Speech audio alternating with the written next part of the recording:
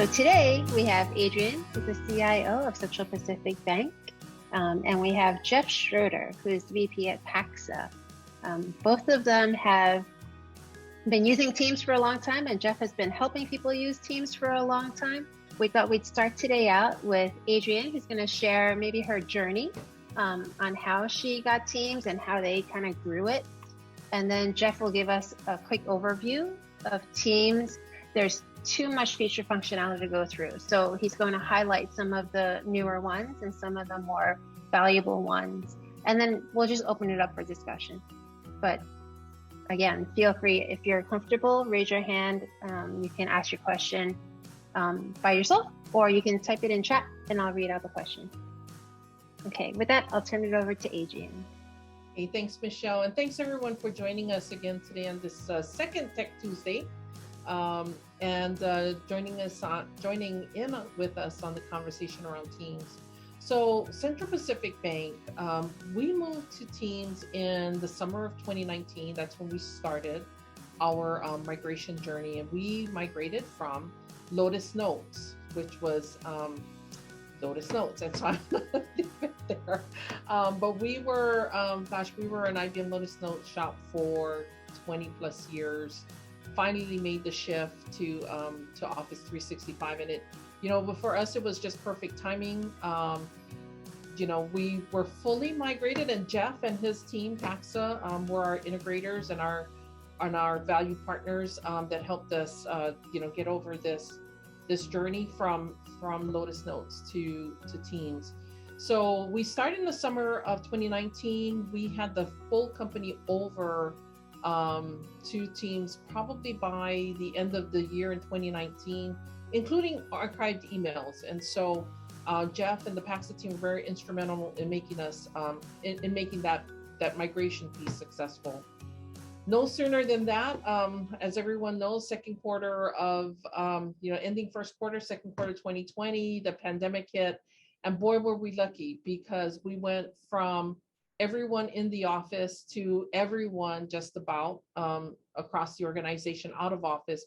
And we could not have done that without Microsoft Teams, Office 365, and the entire collaboration platform.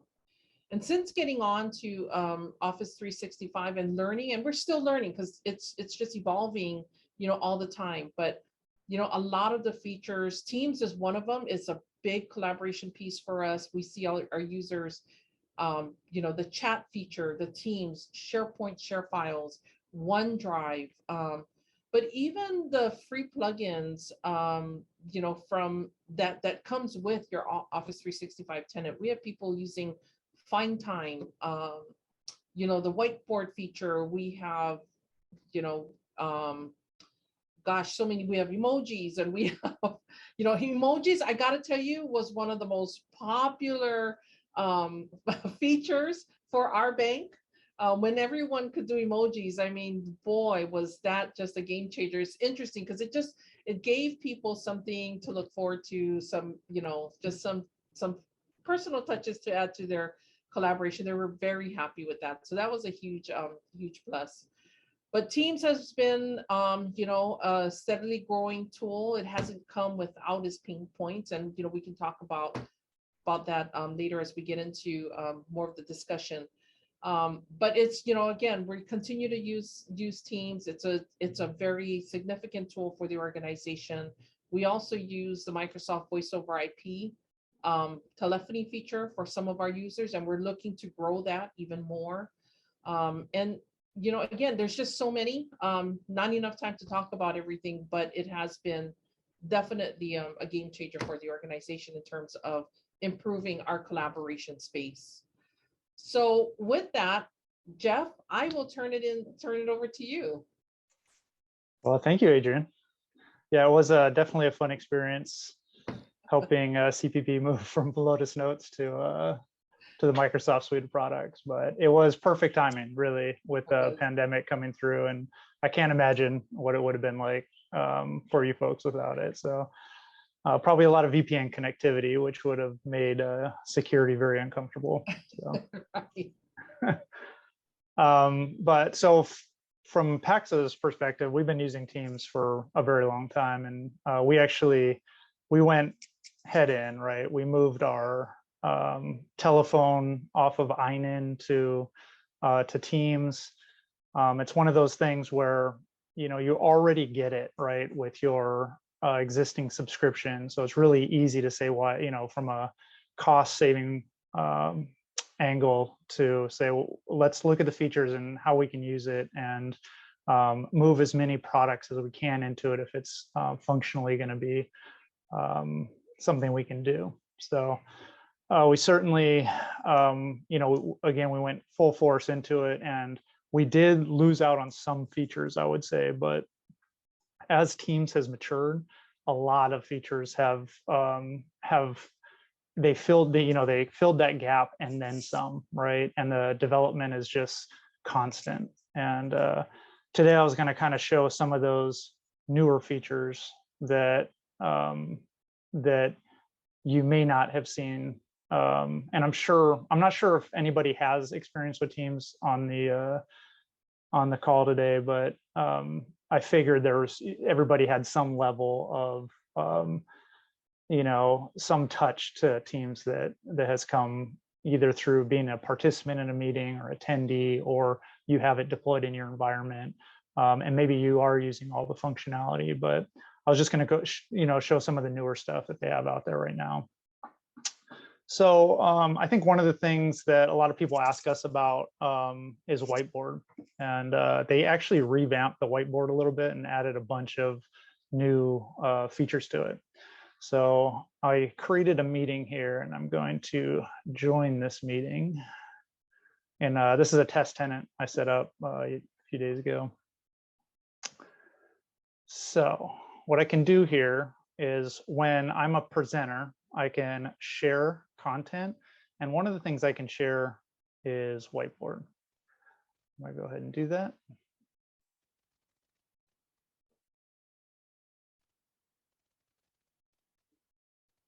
And this kind of loads the Whiteboard application.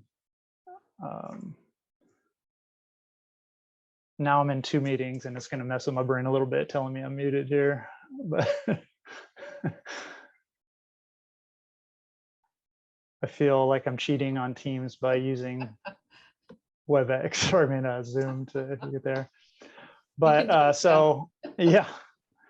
So reactions, you know, we got the emojis, important for CPB in here, clearly. But one of the things we can also do is use templates.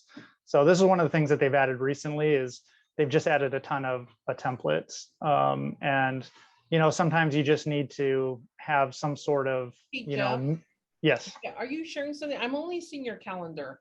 Is everyone seeing the same thing? I'm sorry. Let me see if I can bring my entire screen in. Hold on one second.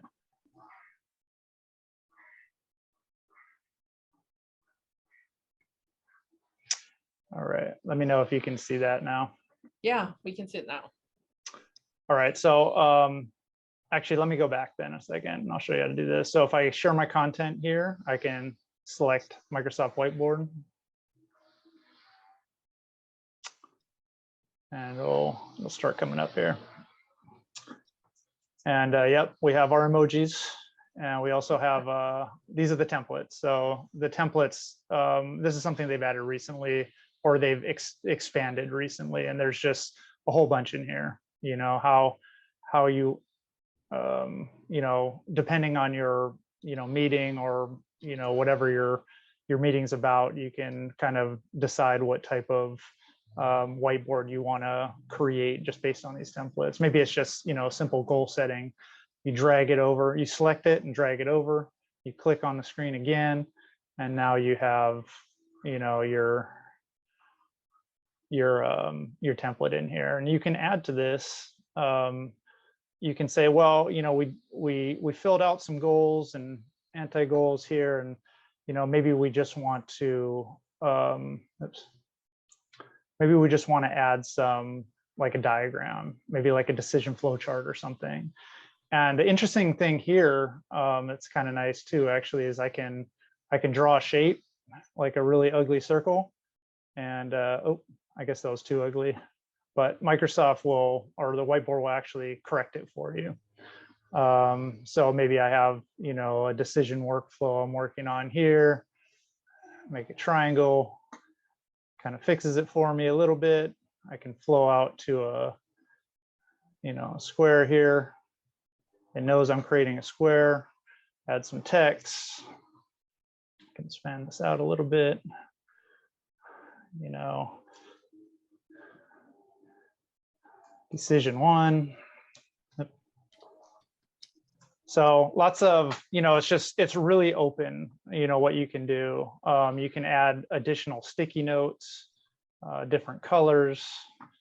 We can create a different background. Say we want a grid pattern, maybe light blue, you know, lots of different things you can do here. Probably similar to some other apps that you've seen around whiteboarding. But this will automatically save into the meeting after you leave.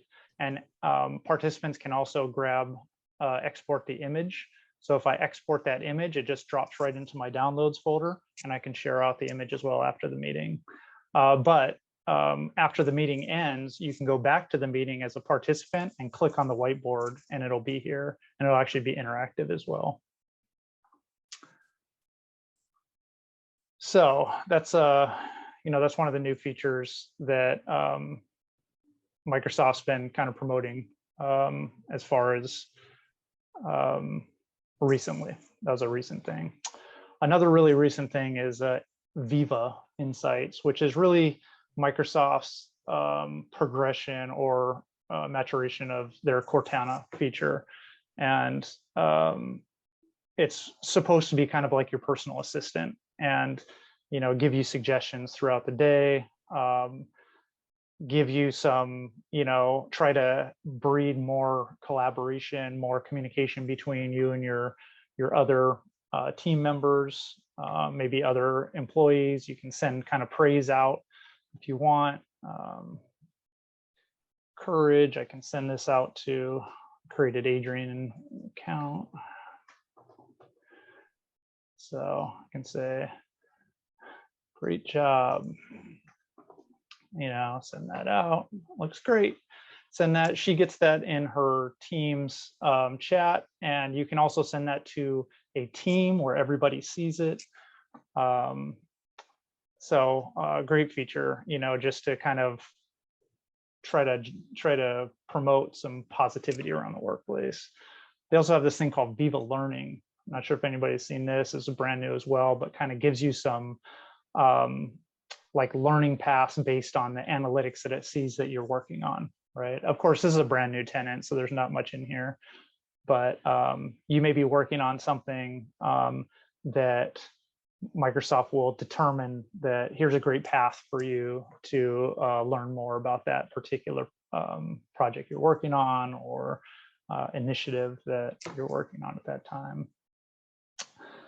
Another kind of lesser known feature app here is approvals.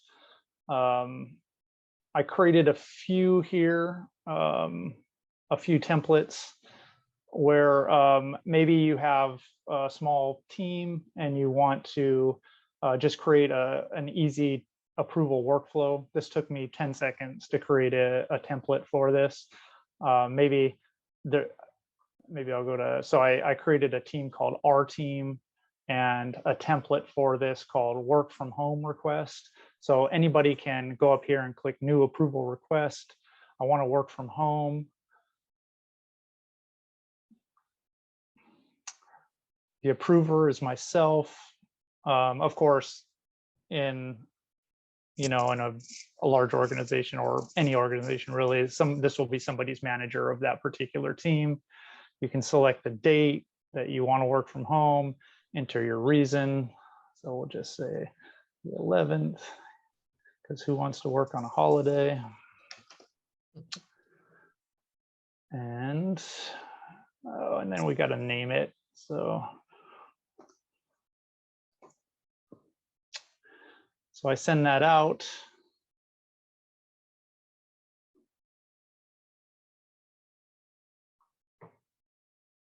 Oh, well, that's the demo gods getting back at me here. So this tenant's quite new, and I think this approval workflow wasn't quite ready yet. But typically what would happen there is I would get an approval request. I know this works because we have this at Paxa, and I can approve or reject that request when it falls into my my feed. And you know, there are just so many apps that you can add to Microsoft. Teams was really built on this platform of it's really, or a framework where they really open the door to the API where third-party products can just very easily plug their solution in place, and is really built for that purpose. So not only Microsoft adds modules in here, but really, and any third party after it gets through obviously the vetting process through Microsoft. But as you can see, there's just, you know, thousands and thousands of apps to go through, or that you can plug right in. So if you're already subscribed to another maybe whiteboarding app or note-taking app that your company has all that information in already, you can actually just plug that right into the team. Really powerful stuff. Hey, Jeff, you know the whiteboard that you selected that you were using, did you pull it from here? Yep. So, well, Whiteboard is something you have to turn on for the organization. So it's a Microsoft app, and it's on by default. So I should say that if you have Microsoft 365, it will be turned on by default. So that Whiteboard, the availability to share your whiteboard should be open by default. Okay, thank you. But if someone wanted to use a different one, they can just add that whiteboard. Yeah, absolutely. Yeah, absolutely. How do I get out of here? So one of the things you can do on a team is you can add a whiteboard to a team, and it shows up. It comes up here.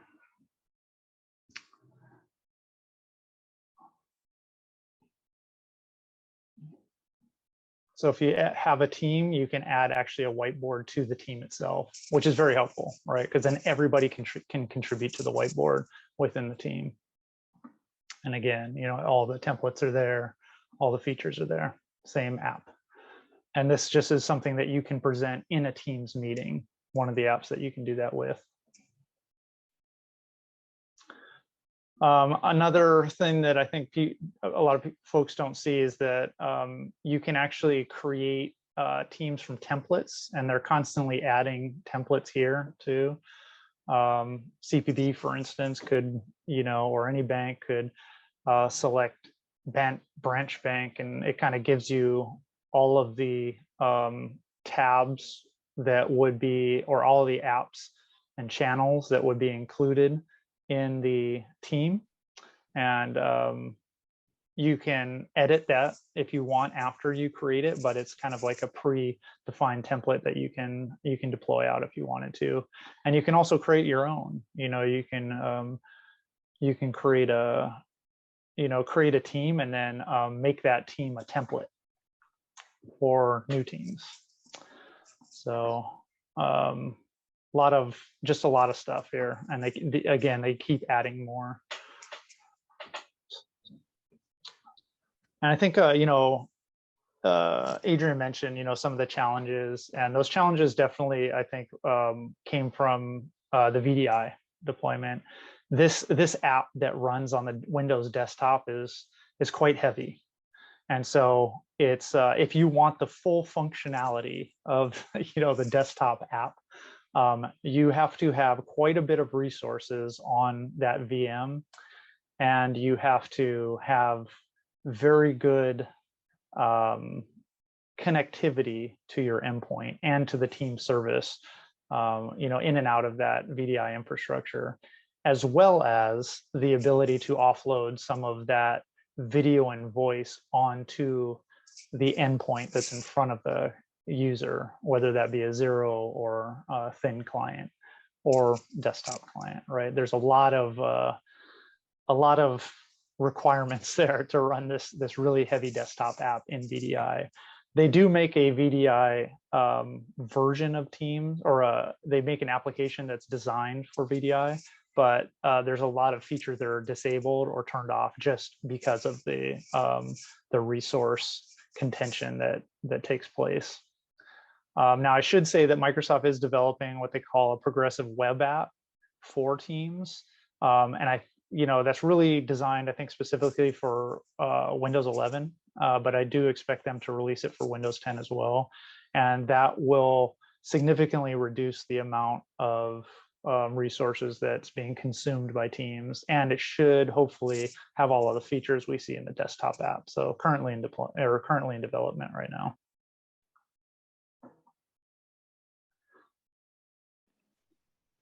So I think another thing maybe folks didn't know about is there is a webinar feature and a live event feature, and I think a lot of folks don't really look at these, or kind of, if they're going to do a webinar, just kind of default to WebEx or Zoom. But there is a webinar feature here. You can create a a form for them. Bring this up. You create a registration form. You can so all of the same features you see within Zoom or WebEx is you can do through here. The only thing that I see that you can't do is automatically shut off everybody's audio, video. It will, when they bring them into the meeting, they'll be defaulted off, but of course they can always unmute themselves if they want to, or bring their video up.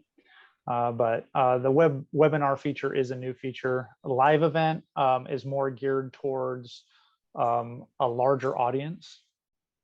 It's up to 20,000, I think, attendees. Yep. What's that?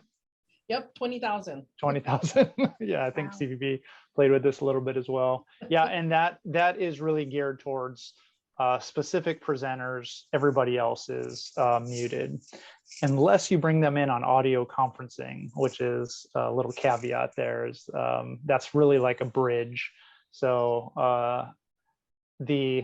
what they call the coordinator of the meeting has to make sure that they shut off the audio for those coming in on audio conferencing. But definitely something to look at, if you already have it, because I know Zoom and WebEx come with their own costs. So if you can, replace that cost with Teams, it's a huge cost savings for sure. And the features are there. You just got to kind of give it a shot, I would say. So what would you say the benefits are? So right now I have Slack, I have Zoom, Mm-hmm. I have Mural, I have a bunch of stuff that you showed me is all encompassing. The benefit of. Yeah, absolutely. So you can look at replacing all of those with one product, right? Slack obviously, mimics this kind of team structure where you have different channels, posts, files and attachments, and other apps that you can attach. So very similar to Slack, right? You have Mural, I think you mentioned. So Whiteboard would be something that could replace that potentially. Even though I drew shapes, you can also bring shapes in, Oops.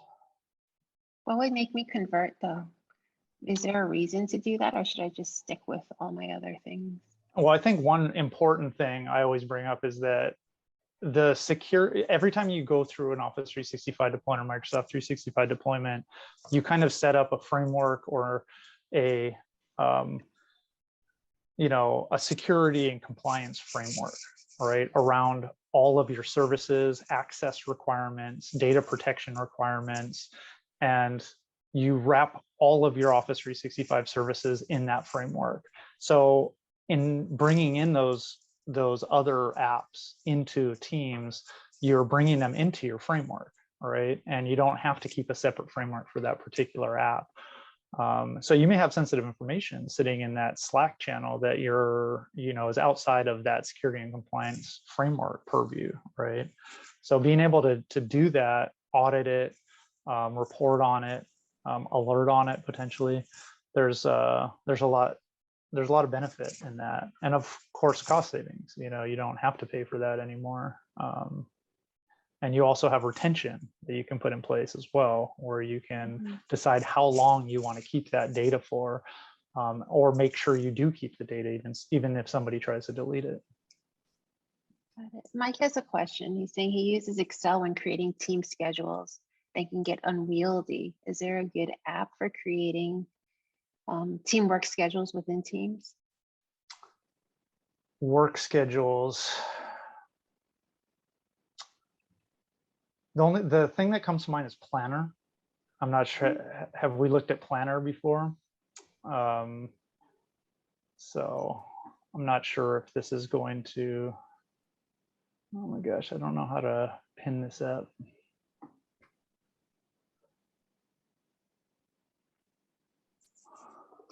While you do that, can I ask Adrian a question? Sure. There's so much stuff in here. How did you roll it all out at Central Pacific Bank? Like, did you do one at a time? Did you just throw it all out there? Michelle, you know us, we never do things one at a time. No, actually we did one big bang. We said, hey, we're all in with Office 365. We knew the features and functions that people used in Lotus Notes, and we kind of talked about some of that mapping. What if they use the notes features and the database features in Lotus Notes. We knew we had to have that compatibility, that compatible feature within Office 365 and or Teams. And so what we ended up doing is saying, we're going one time and we're going with just about everything. And, Jeff did his best to reel us back as much as possible. But, I don't have any regrets on how we rolled it out. And I think we were lucky that we did take that approach. And only now are we starting to, so everyone started at the same place. And I think what that did for us is it really lessened the request in terms of, I need this, I need that, I need this. It was a matter of you already have it and just showing them what to do. Got it. But we did a major shift. What's to stop like 800 people from from sending you a Teams message? Nothing. Jeff? Well, there are ways to do that. So Yeah. it's funny. I always have this story because when Skype was first coming out, or it was actually called Link, at that time. And so when I was out in like Texas or something for a conference, and I brought that question up. I said, because Dell was talking about how they deployed this thing, right? And I said, what's stopping me from direct messaging Michael Dell and say, hey, what's up? Do you want to go to lunch or something? And they're totally like stunned that I brought this question up, but it's a real question. But I think what happens really is that you're not anonymous, right? Like they know, if you were to ping somebody within your company, it's the same thing as if you were to walk into their office, right? I don't think that would be something you would do. Now, there is a way to shield that if you want to. Certain people can set their out of office to do not disturb, or set their presence to do not disturb and only allow certain people through, or they can say, well, don't alert me unless it's somebody in my contact list, and that kind of thing. But I think for the most part, no need. I've never seen, I've always thought that could be an issue, but in practice, I've never seen it be an issue. And if you have employees that are crossing that barrier, you may have already have an issue with that particular employee. There may be other, issues to address there, but yeah. So I think people keep it appropriate, for the most part. And they know it's monitored, right? It's a corporate asset. So I haven't seen too much of that. I haven't had anybody ask about it, I should say, and we've deployed Teams quite a bit out there. That's great. Okay, Planner, is that up? Oh yeah, so Planner. So Planner is this, app where you can create a bunch of tasks, assign dates and assignments to them. So if I want to add a task, or say visioning, sorry, I'm totally unoriginal here. You have all these you can set a priority to them. It's really based on kind of dates and tasks. You know, you can add attachments, comments, notes. And the main thing is really being able to assign them to a specific person, right? So I have this task assigned to this person, or you can assign it to multiple people. And when you talk about schedule, right, all of these things show up, you know, on a calendar. You get reminded through Teams, you get reminded through Outlook of your due dates. There's actually a charting mechanism where you can see how many are in progress, how many are completed, how many are late. It's quite useful in kind of tracking team initiatives for sure. And I'm not sure if this answers the question on the Excel spreadsheet, but if it's keeping tasks in a team for an Excel spreadsheet, I would certainly look at Planner, because it's a much more organized way to you know, coordinate tasks and timeframes and really report on it. You know, you can see right away how many are late, and people get, you know, kind of bombarded with, hey, you're late on this task and you need to, and there's nothing you need to do, right? It's all built into the application. On our side, Mike, what we use is we use the calendaring. There's what you call Microsoft, and even in Teams, has what you call a shared calendar feature, and we create group calendars. And that's what we use in Teams to track our workforce schedules. It's worked out pretty well for us. We love it because it, you know, to Jeff's point, it does automatic notifications. You can see it in your calendar as well as a group calendar if you just select that. So it can merge everything together to see, you know, on a particular day, you know, what are all the things that are happening. You can merge multiple calendars. So that has worked out very well for us. But it's called group shared calendars. Group calendars, Jeff? Yeah, so there's a couple different calendars, yeah. Right? You have a shared mailbox, which you can share a calendar to, or create a calendar. You can actually pull that calendar into Teams through the web interface. There's also M365 groups, which are it's kind of like a team, but centered around email and calendaring. So that's also something to look into when folks are trying to kind of collect or have a distribution group with kind of a shared inbox and a calendar all to coordinate around, and maybe have files associated with that. An M365 group is actually a better implementation of that scenario than Teams is, specifically really because of the calendaring and the email functions, right? Because people are kind of used to using an Outlook calendar, and then they can overlay it on their existing calendar, or like bring them up side by side by like Adrian mentioned. So M365 groups is this kind of underlayer of Teams. So when you create a team, you actually end up creating an M365 group that holds the security group for access to the team, if that makes sense. So Microsoft really confused this situation quite a bit, and I have a really hard time explaining it even, but M365 groups is what is created when you create a team. It's just the group ends up being hidden in Outlook. You can unhide it and take advantage of the functionality of the team, but that team or that group is what the team is built on. Yeah. And you can create a group without a team, but you can't create a team without a group. So it's really hard to, I don't have, the right tools in front of me to kind of explain that, but in some cases, Microsoft 365 groups becomes a better tool for a particular scenario than a team would be.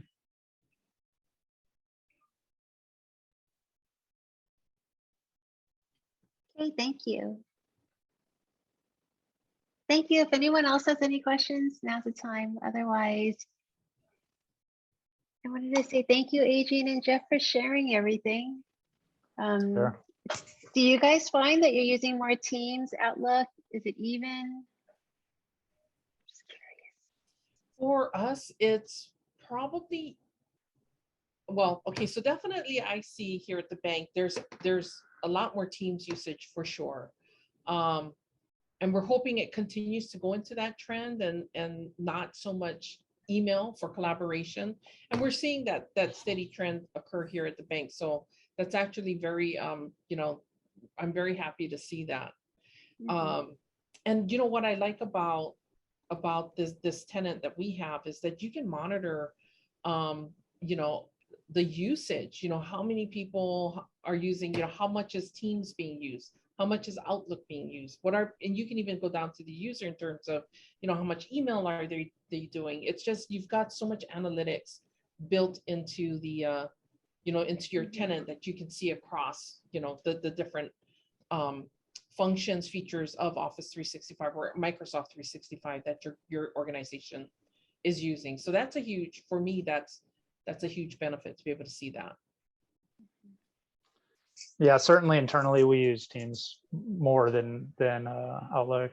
In that, in reality, it's a much more efficient and faster way to communicate than email. And I move email systems pretty much, that's my job, but I do see at some point in the future, distant future, maybe I'm not around anymore, but this type of communication is going to replace email at some point in our future, even externally. Yeah. Yep. Thank you, guys.